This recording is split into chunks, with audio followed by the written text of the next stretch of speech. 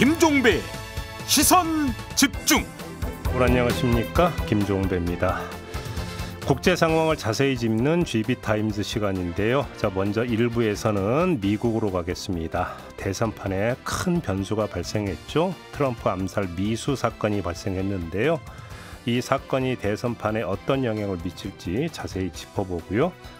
2부에서는 이 아프리카에서 점차 서방의 영향력이 줄고 오히려 중국과 러시아의 입김이 강해지고 있다고 하는데요. 왜 이런 현상이 빚어지는지 자세히 살펴봅니다. 7월 21일 일요일 김종배의 시선집중, 광고 듣고 시작합니다. 평일에 JB타임즈가 있다면 주말엔 글로벌타임즈가 있다. 테마로 알아보는 국제정치 GB타임즈. 네, 저희가 새로 선보인 GB타임즈 오늘 두 번째 시간인데요. 함께하는 분 한 분 한 분 소개해드리겠습니다. 분쟁지역 전문 PD죠. 김영미 PD 모셨고요. 어서 오세요. 네, 안녕하세요. 서울신문의 송현석 기자 모셨습니다. 어서 오세요. 네, 안녕하세요. 그리고 이용주 뉴스캐스터 함께합니다. 어서 오세요. 안녕하세요. 네. 자, 본격적으로 오늘 주제 좀 들어가 보겠습니다. 첫 번째 주제는 미국 대선판인데요. 트럼프 암살 미수 사건이 발생을 했습니다. 예. 중대 변수가 좀 발생을 했는데 이거는 뭐 워낙 많이 알려진 사실이니까 그 사건 자체는 저희가 여기서 되짚을 필요는 없을 것 같고, 사건 이후에 혹시 지지율에 좀 변화가 있었는지 궁금한데요. 이영주 캐스터 좀 정리 좀 해주시겠어요? 예, 말씀하신 대로 지난 도널드 트럼프 미국 전 대통령 암살 미수 사건 이후에 처음으로 미 대선 후보 지지율 여론조사 결과가 나왔는데요. 로이터와 여론조사기관 입소스가 등록 유권자 992명을 포함해 18세 이상 미국 성인 1202명을 대상으로 현지 시간 16일에 조사에 공개한 여론조사 결과를 보면 등록 유권자들 사이에서 트럼프 전 대통령 지지율이 43%, 바이든 대통령 지지율이 41%로 트럼프 전 대통령이 앞섰지만 오차 범위 내에서 통계적으로 동률을 잃었다. 이런 결과가 나왔습니다. 그 말은 무슨 말이냐면 결국엔 피격 사건 이전에 실시한 조사와 지금 이 결과가 유의미한 차이가 별로 없었다. 이런 결과인데요. 트럼프 쏠림이 발생 안 했다는 얘기네요. 네, 그렇죠. 말하자면은 내가 뭐 바이든 지지자인데 그 사건을 보고 갑자기 나 트럼프 좋아 뭐 이렇게 가진 않고요. 오히려 내가 트럼프 지지자였는데 그 사건을 보고 나 이제 트럼프를 사랑하게 됐어. 이런 식으로 조금 오히려 지지층을 더 결집시켰다. 이렇게 볼 수 있겠습니다. 지지세가 확장이 됐다기보다는 기존 지지층의 결속력을 높이긴 했는데 확장된 건 아니다. 네. 근데 다만 이 여론조사가요, 아직 피격 사건 뒤에 3일밖에 지나지 않은 시기의 이 여론조사라서 아직은 뭐 영향을 속단하기는 좀 어렵습니다. 그리고 또 이제 새로운 여론조사가 나왔는데요.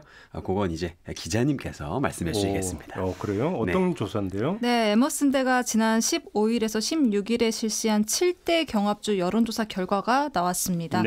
트럼프 전 대통령이 바이든 대통령의 전승을 거뒀습니다. 모든 경합주에서 격차가 벌어지는데요. 애리조나주나 조지아주, 미시간에서 전부 이제 트럼프 전 대통령이 전 지지율보다 훨씬 더 높은 지지율을 받았습니다. 이 여론조사를 진행한 에머슨대는 이 TV 토론의 영향이 이어졌는지는 불확실하지만 트럼프 전 대통령의 지지율 상승보다 바이든 대통령의 지지율 하락폭이 더 컸다. 이렇게 분석을 했습니다. 그러면 지지율 상승 요인과 지지율 하락 요인. 근데 이게 그럼 바이든의 지지율 하락이 암살 미수 사건 때문이냐, 아니면 그 폭망해버린 TV 토론 이후에 사퇴 압력이 상당히 거세지 않습니까?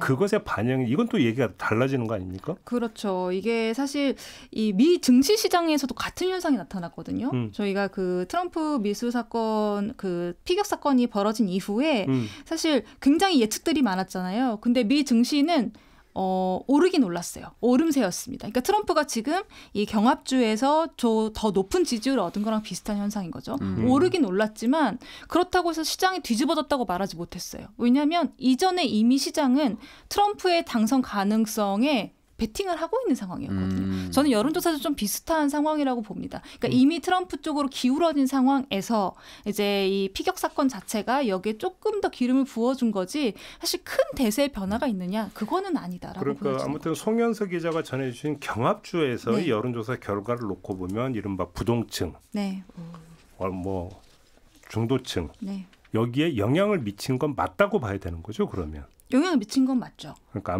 미수 사건이 영향을 그렇죠. 미친 건 맞다. 근데 거기에 사실 아주 조금 영향이 들어갔다 그러면 반 트럼프 보수층에 있던 반 트럼프층이 움직였다. 라고도 보여집니다. 공화당 지지자인데 그렇죠. 트럼프는 싫다라는. 네. 그러니까 그러니까 기존 지지층의 결속 현상으로 봐야 된다. 맞습니다. 혹시 민주당을 지지하다가 넘어왔다 뭐 이런 거 거의 지금 잡히진 않는 거고요. 잡히지 않습니다. 네. 그래요? 그러면 결국은 지금 이 미국에서 나오고 있는 정치 관련 책자나 이런 걸 보면 정치 양극화가 어마어마하게 심하다는 뭐 진단이 되게 많이 나오고 있거든요. 그렇죠. 그 정도로 진영 간 어떤 장벽이 아주 굳건하게 국경 장벽보다 더 지금 뭐 두텁게 이제 쳐져 있다 이런 이야기가 많이 나왔는데 여론조사 결과에서도 그게 좀 어느 정도 확인이 된다 이렇게 봐야 되는 겁니까? 어떻게 봐야 되는 겁니까? 그렇게 봐야 될 것 같습니다. 이미 이제 미국의 양당 정치가 공고해지면서 이 극단적인 정치 양상이 더 확연하게 드러난다는 건 저희가 2020년 대선 직후에 있었던 공화당 습격 사건에서도 알 수 있었고요. 의사당 습격 사건에서도. 근데 이게 이렇게 정치 양극화에서 시작된 극단적인 정치가 결국은 이 민주주의에 꽂힌 선거에서 결과에 불복하는 일로 이어질 수 있다라는 거를 저희가 의사당 폭동에서 본 거잖아요. 그리고 바이든 쪽 선거 캠프의 초반 전략이 사실은 자신의 고령 이 리스크를 피하기 위해서 미래 정책을 설명하기보다는 트럼프의 사법 리스크나 부도덕성 이런 거를 강조하는 전략이었단 말이죠. 그래서 트럼프를 관역 중간에 놓아야 된다 이런 발언이 나왔다가 크게 욕을 먹었던 거고요.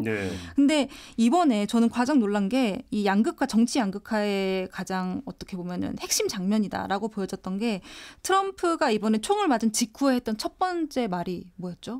파이트였습니다. 네. 이런 상황에서 파이트가 나온다. 이거는 사실 기사를 쓰는 저희들도 의역할 필요가 없는 표현이에요. 그냥 싸우자거든요. 그러니까 이런 표현이 나왔다는 것 자체가 사실 얼마나 미국 정치가 극단적으로 이제 흘러가고 있는지를 보여주는 사례다 이렇게 보여지고 이렇게 정치의 진영 장벽이 강해지고 그래서 극단성이 짙어지면 사실 민주주의라는 핵심 이념 자체가 무너질 수 있기 때문에 지금 미국 정치가 걱정을 하고 있는 거거든요. 그러니까 예를 들면 내가 싫어하는 상대 진영의 후보를 없앤다? 그거는 다른 사람의 선택권을 없애는 일이잖아요. 그건 민주주의하고 완전히 이제 반영된 반대되는 것들이고 더 나아가서 저희가 의사당 폭동에서 봤듯이 내가 원하던 결과가 나오지 않아도 받아들여야 되는데 이걸 받아들이지 못하는 결과는 진영 장벽이 높을수록 더 많이 나오겠죠. 김명미 PD는 미국에서의 정치 양극화가 어느 정도로 심각한 건지 혹시 좀 체감하신 바가 있으세요? 물론 이제 피격 사건 이후로 모든 뉴스들이 그거에 맞춘 얘기들도 많겠지만 언론 자체도 정치 양극화가 굉장히 많아지는 현상이 있고요. 그 미국이라는 나라가 가지고 있는 민주주의에 대한 상징성. 그래서 정치 양극화라는 게 분명히 민주주의에 대한 좋은 점은 아니다. 좋은 현상은 아니다. 그러니까 더군다나 이 두 당이 극렬하게 대항한다라고 생각을 하는데 이제 물론 이런 여러 가지 여론조사나 이런 걸 통해서 피격 사건 이후에 뭐 내 자녀가 상대당 지지자와 결혼하면 불쾌할 것 같다라고 얘기하는 부분들 이런 것 때문에 이제 앞으로 서로 양당 간의 지지자끼리 갈등이 굉장히 심화되지 않겠냐라고 하는데 사실 이제 미국의 정치 라디오나 이런 거 들어보면 뭐 내 딸이 결혼하면 다 싫은 거지. 그거 그렇게 비교하는 자체가 참 문제 있다. 뭐 이렇게 얘기하시는 분도 계시더라고요. 저는 딸이 없어갖고요. 딸이 시집가면 다 안 싫은 건가요?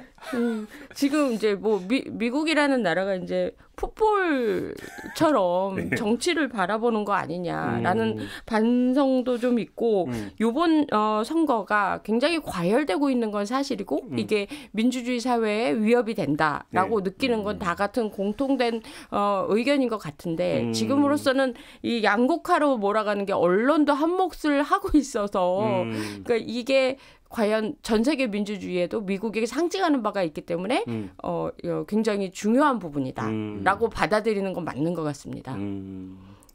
다른 두 분도 혹시 뭐 좀 그런 거 좀 느끼세요? 양극화 문제는?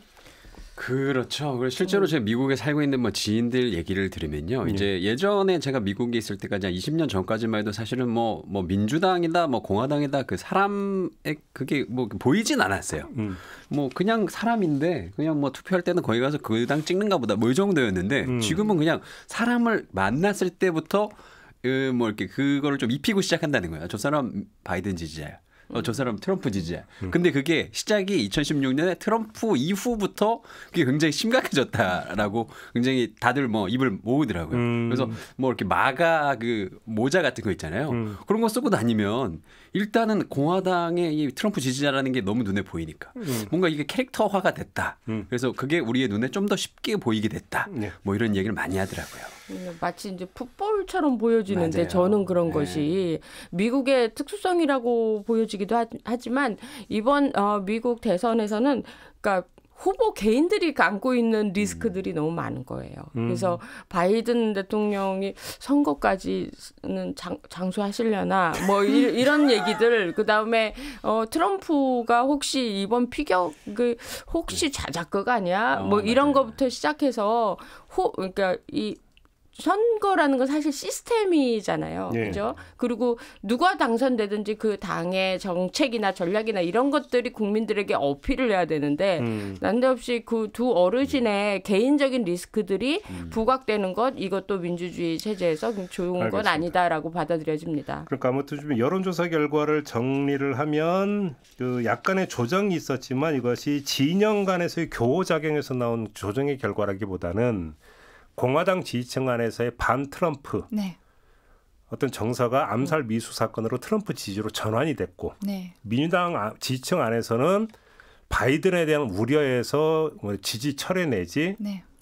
회의 네. 이런 것이 어떤 걸 여론조사 결과에 반영이 된 것이다. 진영 안에서의 현상이다. 이 얘기잖아요. 정리를 맞습니다. 하자면. 그러면 이번에 러닝메이트로 지명된 트럼프의 러닝메이트로 지명된 벤스 상원의원. 네. 원래 이 사람이 네버 트럼프를 그렇게 주장했던 사람이에요. 맞죠. 네. 예. 그런데 지금 확 돌아선 거잖아요. 그렇죠. 이것도 결국은 동의는 조금 아까 얘기했던 여기서 찾아야 되는 겁니까? 근데 일단 네. 어떤 사람입니까, 이 사람은? 일단은 아까 네. 말씀하신 것처럼 2016년에는 트럼프한테 미국의 히틀러다라면서 굉장히 수위 높은 비난을 쏟아냈었는데 2022년에 상원 의원에 도전하면서부터는 거의 전향을 했습니다. 그래서 트럼프는 좋은 대통령이었다 이러면서 갑자기 태도를 바꿨고 네. 이후에 트럼프가 지지를 막 해줘요. 그러면서 지지율이 급상승하면서 결국 상원 선거에서 승리를 했습니다. 예. 우크라이나 전쟁 같은 것과 관련해서도 트럼프 전 대통령하고 동일하게 미국 우선주의나 고립주의 같은 외교 정책을 고집하는 인물이고요. 트럼프 측근 중에서도 굉장히 수준 높은 이 강경 보수파로 분류가 되는 인물입니다. 이게 주목할 만한 점은 중국에 엄청난 반감을 가진 그런 인물로 꼽히는데 그래요? 네, 왜요? 벤스 부통령 후보가 이제 이런 말을 했어요. 우크라이나 전쟁이 빨리 끝나야 진짜 문제인 중국에 집중할 수 있다. 이 한마디로 기조를 명확하게 알 수 있습니다. 와. 우크라이나 전쟁 더 신경 쓰지 말자. 우리가 신경 쓸 거면 지금은 우크라이나 러시아가 아니라 진짜 위협은 중국이기 때문에 중국에 더 신경 써야 된다. 이런 얘기인데 그럼 왜 이렇게 중국에 대한 반감이 심하냐. 이게 트럼프가 벤스를 부통령 후보로 앉힌 이유하고도 연결이 됩니다. 벤스가 러스트벨트라고 하죠. 이 펜실베니아나 뭐 미시간, 위스콘신이 이 러스트벨트 핵심 지역인데 미국의 쇠락한 공업지대를 의미하는 단어죠. 예. 근데 이 러스트벨트가 왜 쇠락을 했냐. 원래는 1950년대까지는 미국 제조업을 이끌었던 도시들이잖아요. 그런데 60년대 들어서 일본하고 독일이 부상하면서 전 세계 산업이 테크 중심으로 이동을 하면서 러스트벨트는 쇠락합니다. 그런데 안 그래도 이렇게 힘이 약해진 상태에서 2000년대 초반에 중국이 WTO 가입하면서 갑자기 치고 들어오거든요. 근데 이제 러스트벨트에 살면은 공장에서 일해도 사실 그래도 성실한 백인 중상층 노동자야. 이런 소리를 들을 수 있었는데 중국이 치고 들어오면서 미국 경제에서 완전히 밀려났고 이제 러스트벨트 사람들은 힐빌리라고 하는 가난한 백인이 되어버리죠. 이 중심에 이제 벤스 의원이 이 환경에서 자란 겁니다. 성장을 했죠. 그 중국이 미운 나라일 수밖에 없는 거예요. 그리고 그리고 벤스가 다른 서방 국가들하고 좀 기조가 다른 점이 있는데 대부분의 서방 지도자들은 중국과 러시아의 위협을 되게 좀 동일선상에 놓는 경향이 있어요. 예를 들면 워싱턴 선언에서도 이제 중국이 러시아가 전쟁을 계속하게 하는 그런 어떤 그 동력이 되고 있다 이런 얘기를 하잖아요. 그런데 벤스는 그렇게 보지 않습니다. 유럽은 유럽이고 중국은 중국이야. 그러니까 우리가 지금 유럽하고 친해질 생각은 없어. 중국을 빨리 잡아야 돼. 이런 생각을 가진 한마디로 조금 젊은 트럼프다. 네, 이렇게 보여지는 인물이죠. 트럼프를 향해서 미국의 히틀러라고 했는데 이제는 자신이 젊은 트럼프가 됐다. 전향을 했으니까요. 아까 힐빌리가 무슨 뜻이라고 했죠? 가난한 백인을 얘기하는 뭐 은어 같은 겁니다. 아 그래요? 근데 이 사람의 그 히트작이 뭐 힐빌리의 노래? 네, 맞아요. 흑수저 출신이라면서요? 네, 흑수저 출신인데 그 이분이 원래는 그 베스트셀러 작가입니다. 아 작가예요? 네, 변호사하다가 그 책 하나를 썼는데 그 책이 힐빌리의 노래였고요. 그 책이 대박이 났어요. 근데 그 책 내용이 뭐냐면 이 책이 1984년에 미국의 대표적인 제조업 쇠퇴 지역 러스트벨트인 오하이오에서 태어나고 자란 이 제임스 데이비드 밴드 이 본인이 겪은 이 빈곤과 또 미국 러스트벨트의 무너지는 가족 이야기를 담은 이 회고록입니다. 네. 벤스는 얍글자를 딴 JD라는 애칭을 주로 쓰는데요. JB 아니고요. 자, 아무튼 예. 그래도 J자 돌리면 맞잖아요. 맞죠. 네. 아 그리고 심지어 이 벤스 씨가 저랑 동갑입니다. 아, 저도 책 하나 써야 되나? 예. 1984년이니까 제가 써야죠. 예. 저랑 동갑인 이분이 그렇죠. 써가지고 이렇게 부통령까지 갈 것 같으니까요. 자, 그래서 2016년에 아마존 서적 베스트셀러가 된 이 책의 내용이 뭐냐면 단순히 뭐 전형적인 흑수저 출신이 뭐 불우한 가정 환경을 극복해서 뭐 자수성가하는 이런 뭐 단순한 그런 스토리가 아니고요. 백인 노동 계층은 왜 트럼프 지지의 핵심 세력이 되었는지 그리고 또 한때 민주당의 견고한 지지층이었던 이 아팔렌치아 산맥의 힐빌리들은 왜 한 세대가 지나기도 전에 충실한 공화당 지지자로 돌변했는지를 이 통계와 지표가 아니라 미국 백인 노동자들이 겪는 현실에서 겪는 이 절망과 현실을 있는 그대로 써내려가면서 큰 주목을 이제 받았습니다. 르포 기법으로 쓴 겁니까? 예, 사실 좀 그런 면이 있죠. 그래서 뭐 빌 게이츠도 이거 엄청 극찬을 했고요. 뭐 뉴욕 타임즈도 뭐 역사의 지금 이 순간 반드시 읽어야 될 책 이러면서 뭐 극찬을 했는데 제가 읽어보니까 저는 좀 그냥 그랬어요. 네. 뭔가 경쟁심이 느껴지는. 그건 아닌데요. 그냥 뭐 내용이 사실 되게 슬퍼요. 좀 그래서 마음이 되게 찹찹하면서 이런 삶도 있구나. 뭐 이런데 또 미국인이 아니라서 제가 또 다 느낄 수는 없어요. 근데 네. 벤스 말고 실리콘밸리의 이른바 신흥 부자들 있잖아요. 네, 이 사람들도 트럼프를 그렇게 지지한다면서요. 왜 그러는 거예요? 응? 아무래도 이제 뭐가 됐던 자꾸 이렇게 분석을 하는 것보다는 정치 아이템이라고 저는 받아들여지거든요. 그 무슨 말씀이세요? 그래서 뭔가 그러니까 이 지금 벤슨 같은 경우도 본인이 이렇게 전향한 것도 왜 전향을 했을까라고 봤을 때 디테일하게 보면 답이 잘 안 나오더라고요. 그래서 결과는 이제 그렇게 나왔다는 거는 본인이 어쨌든 출세를 하기 위한 입신양명을 하기 위한 하나의 아이템으로 대세 추종 아니에요? 대세 추종? 본인이 생각했을 때 내가 정치적으로 가장 성공할 게 뭘까라고 했을 때 그걸 선택한 거죠. 사실 이런 사람들을 한국 정치 사회에도 솔직히 우리가 많이 봤지 않나요? 그렇게 특이한 케이스는 아니에요. 그래서 아주 보편화된 방법이라고 생각을 하는데 실리콘밸리도 마찬가지죠. 본인들의 관심사는 오로지 돈을 버는 것이라고 생각을 한다고 그러면 과연 바이든을 지지했을 때 내가 이거를 우리가 여기서 돈 버는데 유리할 것인가 아닌가라고 판단했을 때 본인들은 트럼프를 지지해서 이 정치적으로 입지를 가지고 가야 자기네들이 돈을 버는데 유리하다라고 판단했을 거라는 거죠. 예. 그래서 그런 걸로 봤을 때는 그냥 본인들의 이익을 위한 선택들을 다들 열심히들 하고 계시다라고 보여지는 거죠.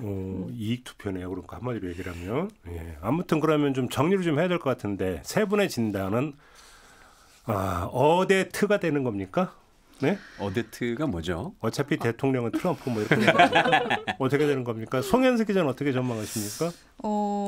저는 사실 이런 선택의 강요를 많이 받아봤는데요. 누가 될 것이냐. 네, 지금 상황에서는 사실 어데트가 맞기는 하죠. 근데 사실 어데트를 떠나서 뭐 미국이 예전의 미국이 아니다 이런 얘기를 저는 사실 많이 해왔거든요. 근데 잠깐만 말씀 끊어 죄송한데 바이든이 전격적으로 나 안 해. 네. 그래서 다른 후보를 올려. 네. 그래도 어데트일까요? 그래도 지금 상황에서는 그 후보가 누가 됐느냐가 굉장히 중요하지 않을까? 민주당 후보가 뭐 예를 들어서 부통령 민주당 뭐 대선 후보가 누가 될지 모르겠지만 부통령 후보로 오바마가 다시 돌아오는 거예요. 버락 오바마가. 그러면 조금 느낌 있을 수 있죠. 잠깐만요. 그러니까 연임까지 했는데 부통령 나오는데 제한이 없나요? 그러면? 네, 제한이 없어요. 네, 제가 알기로는 없습니다. 거긴 푸틴이 대통령 하다가 저기 뭐 총리도 하고 했으니까. 네, 그렇죠? 왔다 갔다 하죠. 예. 그럼 푸틴 따라가라고? 아니, 그건 아니고요. 지금 부통령 후보들이 전부 다 사실 해리스도 그렇고 뭐 플로리다 주지사도 그렇고 다 지지율이 낮잖아요. 그렇죠. 바이든보다. 네, 그래서 후보를 미셸 오바마로 바꾸면 좀 가능성이 있다면서요. 네. 그럼 느낌 있죠. 네. 네. 근데 사실 지금 이 방송이 나가는 것도 말하는 게 굉장히 조심스러운데 저희한테 그렇게 점쟁이 문어 같은 거를 이렇게 강요하신다면 굉장히 곤란스러워. 너무 어렵게 해서 어차피 선거는 11월에 있기 때문에요. 그때는 다 잊어요. 그러니까 너무 부담 안 가지셔도 돼요. 이용주 캐스터는 어떻게 보죠? 저 뭐 사실 어데트라고 봅니다. 개인적으로는. 네. 그래요? 네, 이러면 이제 문제는 대한민국이 어떤 청구서가 나오느냐 이것도 이제 지금 걱정거리거든요. 큰일 났습니다. 네, 그거는 좀 지금 뭐 이건 따로 떼어서 상세히 짚어봐야 되기 때문에 오늘의 주제는 아니고요. 아무튼 지금 그 정리해서 얘기를 하면 암살 미수 사건으로 해서 전체판이 크게 요동을 칠 줄 알았는데 그건 아니고 오히려 진영 안에서 어떤 조정 효과가 오히려 좀 주되게 나타나고 있다. 여론조사 결과만 갖고 미시 분석을 한다면 좀 이렇게 좀 정리를 해야 된다. 이런 이야기가 좀 될 것 같네요. 그만큼 진영 장벽이 상당히 지금 높고 두텁다. 이런 이야기로도 연결이 될 수 있을 것 같습니다. 자, 첫 번째 주제는 좀 이렇게 마무리하고요. 잠시 전하는 말씀 듣고 두 번째 주제로 넘어가겠습니다.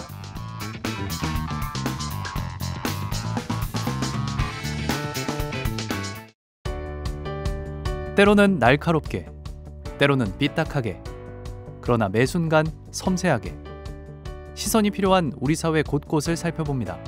김종배의 시선집중. 네, 김종배의 시선집중 일요일 코너 GB타임스 세 분과 함께하고 있는데요. 이용주 뉴스캐스터, 송현서 서울신문 기자, 김영미 분쟁지역 전문 PD 세 분과 함께하고 있는데요. 자, 2부에서는 아프리카로 가보도록 하겠습니다. 네. 아프리카 하면 가장 먼저 떠오르는 게 서구 열강들의 쟁탈전. 그렇죠? 그래서 아직까지도 서구 열강의 지배력이 상당히 남아있는 이런 지역으로 우리가 알고 있는데 최근 아프리카 지역에서 미국이나 유럽 대신 러시아와 중국의 입김이 커지고 있다라는 지금 이런 이야기가 있어요. 이거 어떻게 된 얘기인지 우리 이용주 캐스터 좀 정리 좀 해주시겠습니까? 네, 미국 국방부가 오는 9월 15일까지 서아프리카 니제르에서 미군을 공식 철수시키기로 합의했다고 합니다. 지난해에는 니제르의 이웃나라 말리와 부르키나파소에서 프랑스군 몇만 명이 완전히 쫓겨났던 일도 있었는데요. 쫓겨난 거요? 예, 쫓겨났습니다. 예. 아프리카 서하사라 사막과 사바나 지역 사이에 있는 이른바 사헬지대 국가들이 하나둘씩 서방과의 군사협력을 파기하고 있는 겁니다. 네. 그리고 놀랍게도 이 자리를 차지한 건 우리에게도 친숙한 러시아 민간용병 바그너 그룹이었는데요. 이게 어떻게 된 일이냐면 그 시작은 지난 2020년 말리에서 시작된 쿠데타였습니다. 빈곤과 테러, 위협, 부패 정권에 대해 쌓였던 불만이 터져나오면서 시작된 말리 쿠데타의 불씨는 2022년 부르키나파소, 2023년 니제르로 옮겨가면서 사헬지대를 도미노처럼 집어삼켰습니다. 그렇게 반서양 성향의 군부가 쿠데타로 집권한 니제르, 부르키나파소, 말리, 서아프리카 3국은 최근에 사헬 국가연합 ASS 설립 조약을 체결하고요. 독자 노선을 걸으면서 러시아와 더 친하게 지낼 것이라고 선언까지 했습니다. 그리고 또 그와 동시에 중국도 강력한 경제력을 앞세워서 아프리카 대륙을 집중 공략하고 있는데요. 지난 20년간 중국이 아프리카에 투자한 금액은 총 470억 달러, 우리 돈으로 63조 원이 넘습니다. 막대한 자금력으로 아프리카 여러 나라의 철도, 도로, 항구, 인프라를 여러 개를 건설해줬고요. 아프리카 54개국 중에 52개국이 중국 자본의 혜택을 받고 있다라는 통계도 나왔습니다. 신용이 낮아서 투자받기 힘든 국가들에게 돈을 빌려주면서 정권 부패나 인권 문제도 눈 감아주고요. 또 최근 갤럽이 발표한 여론조사에 따르면 아프리카에서 중국 리더십에 대한 호감도는 58%로 미국을 2%포인트 앞서 엎질렀다고 하니까 현재 아프리카에서 가장 인기 있는 나라 중국이다. 이 틀린 말은 또 아닌 것 같습니다. 우리 김영미 PD 아프리카 몇 개 나라나 좀 둘러보셨어요? 저는 다 가봤어요. 54개국. 예? 예. 진짜요? 아니, 대륙을 다 돌았어요, 그러면? 아니, 아프리카 25년 동안 다 가보지 않겠어요. 그리고 아프리카는 예. 이렇게 옆에 나라를 같이 방문하는 아이템들이 좀 많았거든요. 그래서 다 가볼 수밖에 없는 구조더라고요. 그래서 시간도 또 길었고 그러니까 이제 뭐 다 가볼 수 있었는데 처음에 제가 이제 2000년도 초에 이제 아프리카를 갔을 때보다 지금을 본다면 예. 정말 많이 바뀐 게 중국의 그 점유도예요. 그래서 각 나라마다 상징적인 건물이나 도로나 이런 건 다 중국이 건설해주고 돈도 많이 빌려주고 중국과 친한 정권이 이제 그 나라에서 집권이 되고 특히 이제 작년에 벌어졌던 사헬 쿠데타 이 상황들을 보면 중국의 영향이 컸던 게 쿠데타 쪽에서도 자본을 중국 쪽에서 끌어오는 거 아니냐라는 의심이 많이 들고 있고요. 그리고 이제 중요한 건 뭐냐면 왜 2020년부터 이런 일들이 벌어졌냐면 그거에는 코로나가 가장 큰 영향을 미쳤다고 봐요. 코로나? 예. 왜요? 우리가 이제 코로나 그때 각 나라마다 서방 국가들은 정책을 주고 뭐 이렇게 뭔가 지원도 해주고 뭐 이런 게 있었지만 아프리카는요 그냥 집에서 나오지 마라. 강제로. 맞아요. 그때 그 뉴스 기억나요. 백신 지원도 제대로 안 한다 이런 뉴스도 저 본 기억이 있어요. 백신이 있는지도 모르는 사람들도 많아요. 그러다 보니까 그렇게 가다 놓으니까 아프리카는 정말 하루 먹고 하루 사는 그래서 원데이 브레드라고 불릴 정도로 하루에 빵 하나만 사 먹을 만큼 일하는데 집에다 다 가다 놓으니까 다 그 안에서 굶어 죽는 게 속출하고 뭐 이런 일들이 벌어지면서 민심이 크게 동요를 했어요. 그래서 지금 현재 잡고 있는 정권은 우리를 언제든지 위기에서 구해줄 수 없는 정권이라고 생각하고 제가 처음 초창기 취재할 때부터 지금은 아프리카에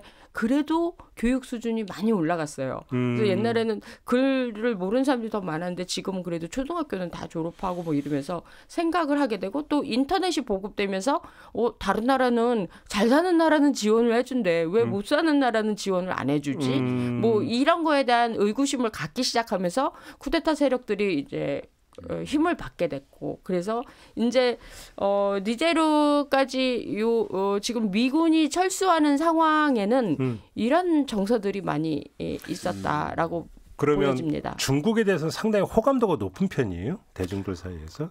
굉장히 호감도가 높았다가 요새는 또 달라졌어요? 달라진 게 뭐냐면 중국 사람들이 와서 이렇게 뭔가 학교를 지원하고 그러면 중국말을 꼭 해야 된다. 그리고 또 중국 노래를 부르게 하고 못 부르면 애들 벌 세우고 이런 동영상들이 굉장히 많이 확대되면서 또 이거는 또 아니다. 그래서 아프리카 네.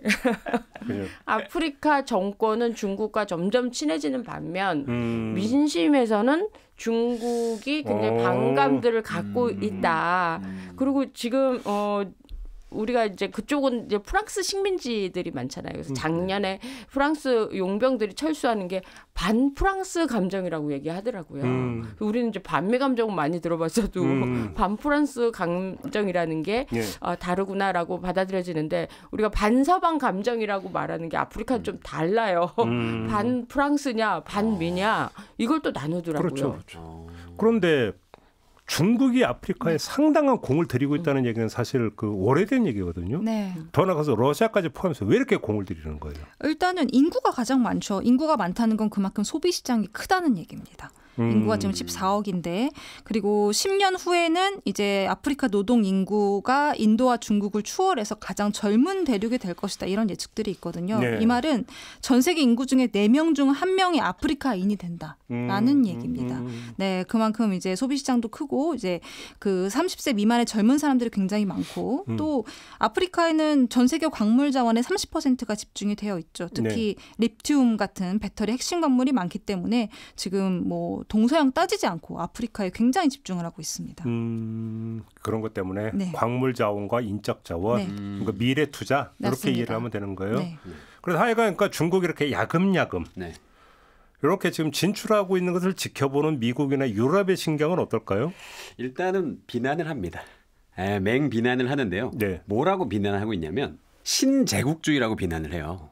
아니 자기들이? 네, 자기들이 제국이었으면서 이제는 중국한테 신제국주의라고 비난을 그러니까 합니다. 왜 올챙이적 생각을 못해요? 글쎄요. 네. 근데 그 근거는 뭐냐면 예. 지금 중국이 부채 외교를 하고 있다는 거거든요. 아. 근데 부채 외교가 아프리카 입장에서 굉장히 익숙하잖아요. 뭐 근대화, 산업화를 위한 이 건설 사업들을 미끼로 이 차관을 제공을 하고요.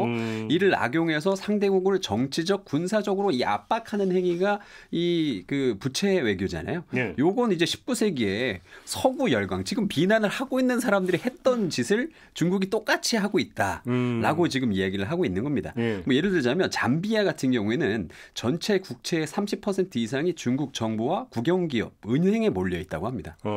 그리고 또 에티오피아 같은 경우에는 130억 달러의 중국 차관을 들여와서 부채 상환 기간은 30년으로 잡힌 상태. 그리고 또 케냐는 나이로비와 몬바사를 잇는 고속철도 산업이 진행 중인데 이게 3조 6,200억 다 중국 돈이고요. 그러니까 지금 부채를 중국 쪽이 엄청 이제 쌓아가고 있는 건데 결국 그 부채들을 이용해서 영향력을 아프리카에 조금 더 이제 뭐 펼치겠다. 그러면 엄청 비난을 하고 있습니다.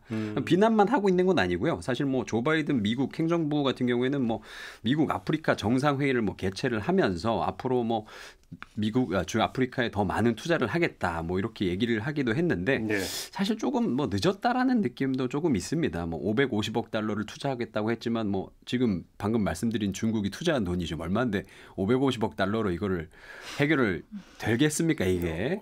아니고. 네. 그리고 택도 없다? 네, 택도 없는 거죠, 사실 이 사이즈가. 550억 원도 아니고 550억 달러인데도 중국은 지금 막 몇백 조를 지금 투자를 하고 있습니다. 지금 20년 동안. 예. 네, 그리고 또 뭐 지금 최근에 무슨 일이 있었냐면 바이든 백악관에 케냐 대통령, 윌리엄 루토 케냐 대통령이 이제 방문을 했는데요. 그때 방문을 할 때 케냐를 비나토 동맹국으로 지정을 했습니다. 그 말 뜻은 지금 미국이 케냐를 동맹으로 이제 생각을 하겠다. 뭐 이렇게 얘기를 하면서 아프리카 지역에서 영향력을 확대하려는 이 중국을 조금 견제하려는 모습을 조금 보이고 있습니다.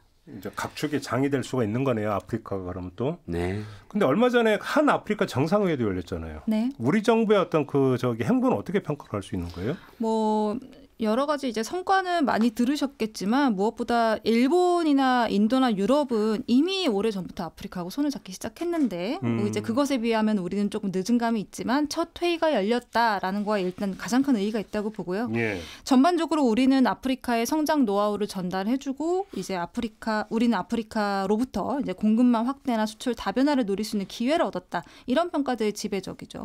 다만 숙제가 있다면 사실 저희가 기사를 통해서 접하는 것만 봐도 저희가 아프리카랑 뭘 했다라는 거 많이 못 보셨을 거거든요. 그러니까 그만큼 저희는 아프리카를 대해본 경험 자체가 많지가 않습니다.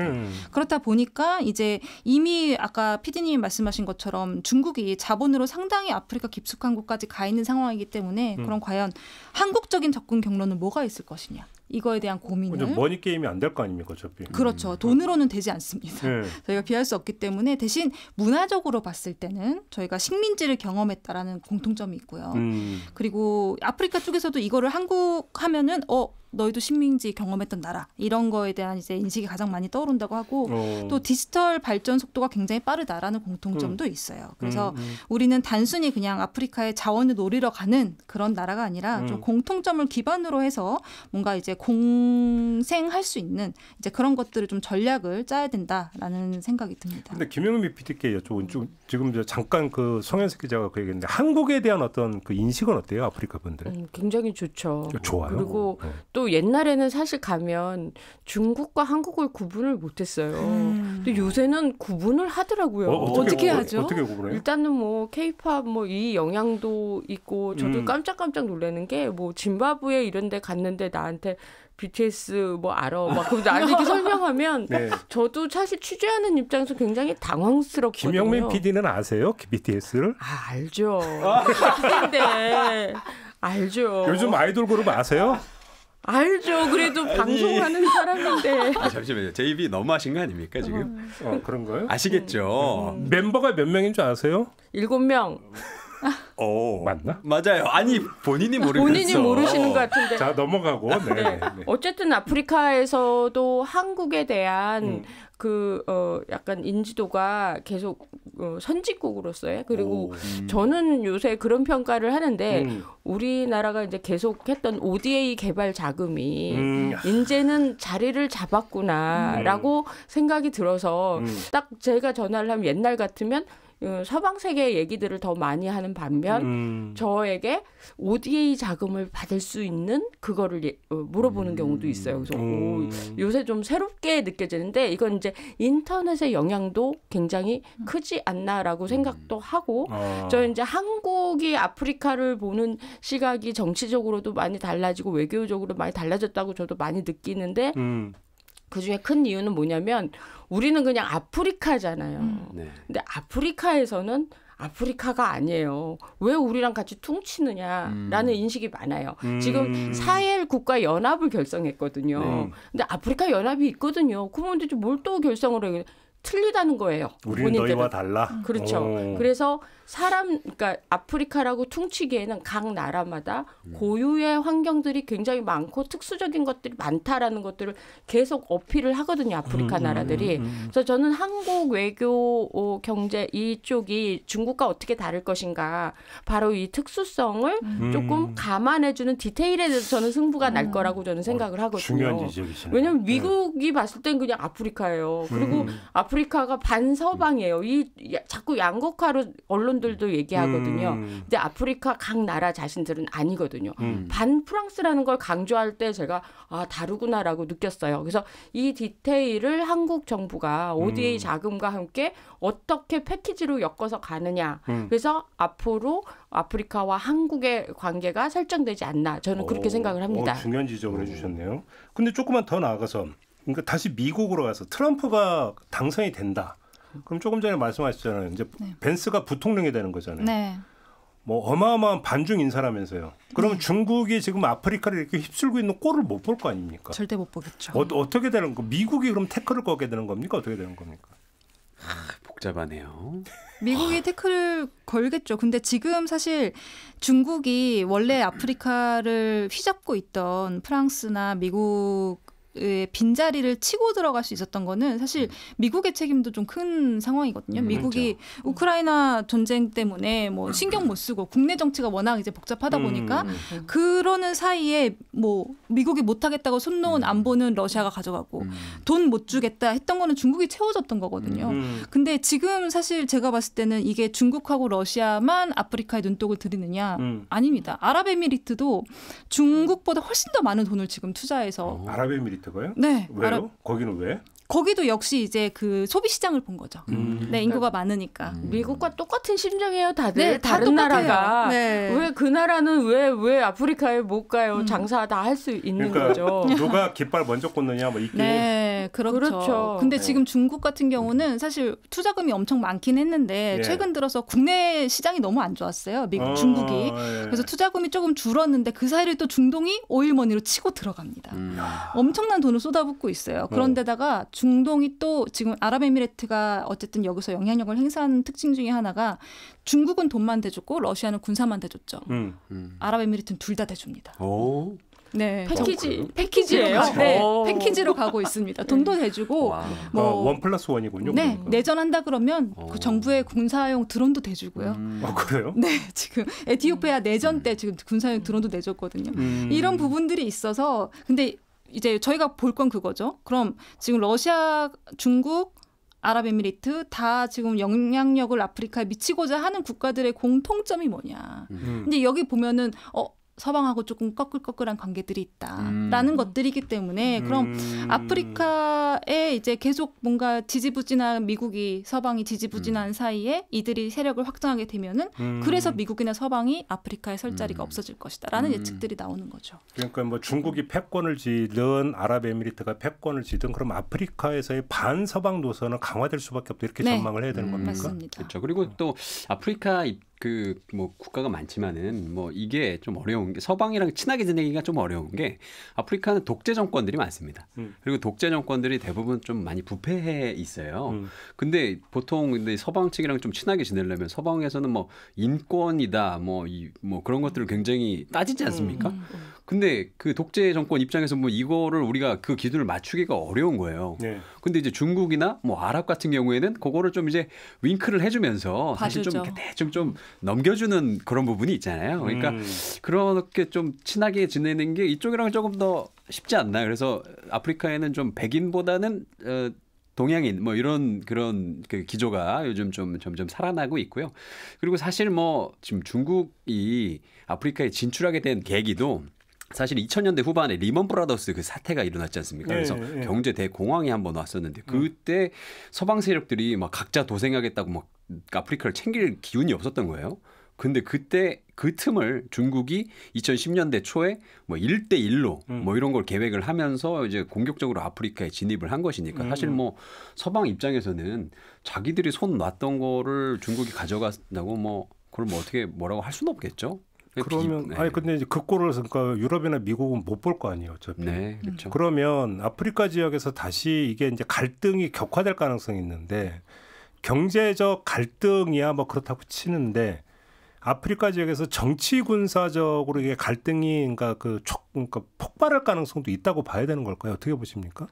이 지금 아프리카 쪽에서 저는 사실 중국도 위협적으로 보여지지만 러시아의 와그너 그룹이 훨씬 더 저는 위협적으로 느껴지거든요. 그래서 아프리카 쪽을 제가 취재 많이 한 이유 중에 하나는 그만큼 내전과 뭐 이런 게 많았기 때문에 제가 갈 수밖에 없었던 것인데 지금 그 와그너 그룹 같은 경우는 한껏 그 실력과 경험과 이런 걸 우크라이나 전쟁을 통해서 계속 키우고 있는 곳이고 요새 군사가 외주화되는 거죠. 그렇죠. 그래서 우리나라 군사를 보내지 않더라도 외주로 보낼 수 있는 이 와그너 그룹은 정말 그 아프리카 안에서 경제적, 정치적인 위협보다도 훨씬 더 피부로 와닿는 위협이 아프리카 사람들에게 될 수도 있겠다. 그러나 이들의 주 고객은 누구시냐면 쿠데타 하시는 분들 정권으로 좀 이제 내가 대통령 좀 돼보시겠다라고 하면 돈 주고 의뢰를 하는 거예요. 약간 심부름 센터처럼. 잠깐만 쿠데타도 외주하는 겁니까 그러면? 그렇죠. 요새는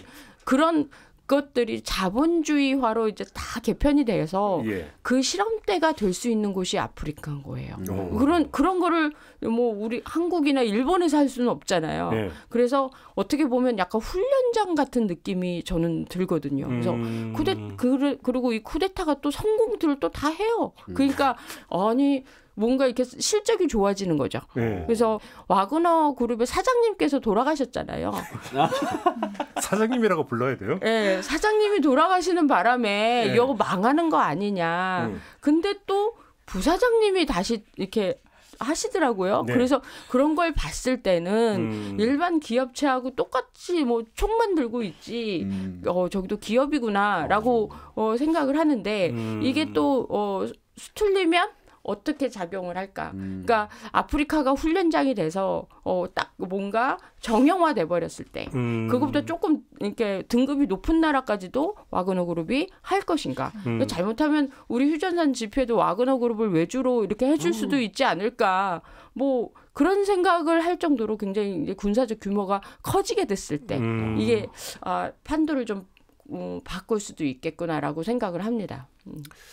그러니까 미국이 지금 인도 태평양 전략을 펴면서 그러니까 인도 태평양 지역이 지금 이제 가장 중요한 최전선으로 부상하고 있다는 얘기를 많이 하는데 그러면 제2차 전선이 아프리카가 될 가능성도 있다고 봐야 되는 거겠네요. 그렇게 놓고 본다면.